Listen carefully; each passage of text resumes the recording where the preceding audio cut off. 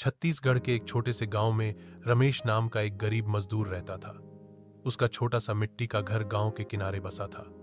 रमेश के पास खेत नहीं थे, न ही कोई अपनी जमीन। वह दिन भर गांव के बड़े किसानों के खेतों में मजदूरी करता, कभी किसी के घर मिट्टी लादता, कभी कुएं से पानी खींचता। बदले में उसे जो थोड़ा बहुत मजदूरी मिलती, उससे ही उसका और उसके परिवार का गुजारा चलता। रमेश के परिवार में उसकी पत्नी गीता और दो छोटे बच्चे सोनू और पिंकी थे।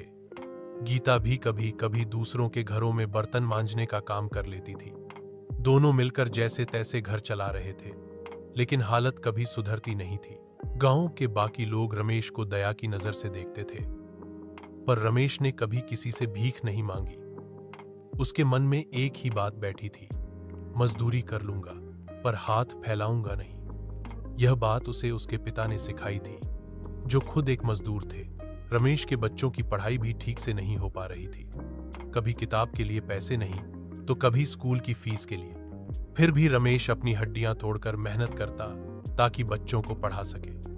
उसके दिल में एक ही सपना था, मेरे बच्चे मजदूर नहीं बनेंगे, पढ़ लिख कर कुछ बड़ा करेंगे। एक साल गांव में बहुत सूखा पड़ा, खेत सूख गए, मजदूरी मिलना बंद हो गई। गांव के कई मजदूर शहर चले गए काम की तलाश में। रमेश भी 2 महीने तक परेशान रहा। घर में अनाज खत्म हो गया, बच्चे भूखे पेट सोने लगे। एक दिन उसने अपनी पत्नी से कहा, गीता, मैं शहर जा रहा हूं, यहां कुछ नहीं बचा। वापस तब लौटूंगा जब कुछ कमाकर लाऊंगा। गीता की आंखों में आंसू आ गए। वह जानती थी शहर का मतलब क्या होता है, पर उसने रमेश को रोका नहीं। रमेश गांव से पहली बार बाहर निकला। वह एक बड़े शहर पहुंचा। वहां उसने ईंट भट्ठे पर काम पकड़ लिया। दिन रात पसीना बहाया। सुबह 4 बजे से रात 10 बजे तक काम करता। बदले में जो मजदूरी मिलती, उसका आधा हिस्सा वह हर महीने मनी ऑर्डर से गांव भेज देता।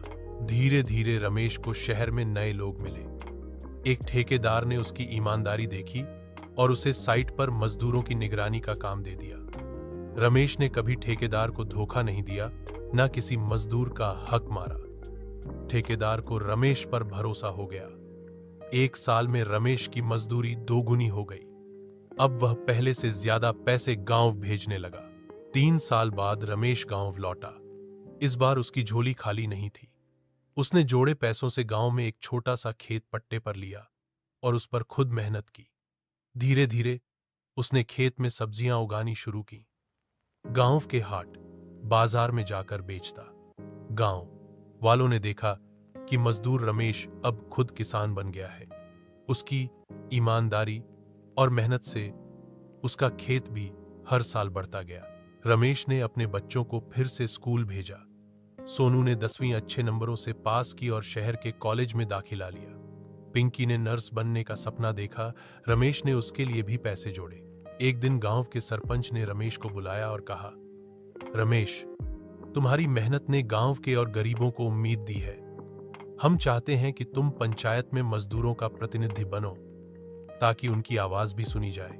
रमेश को यकीन ही नहीं हुआ कि कभी जो खेतों में दूसरों का काम करता था, वही अब पंचायत में बैठेगा। पर उसने यह जिम्मेदारी भी पूरी ईमानदारी से निभाई। गांव में मजदूरों को सही मजदूरी मिले, उनका हक कोई ना मारे, रमेश ने यह बात पक्की कर दी।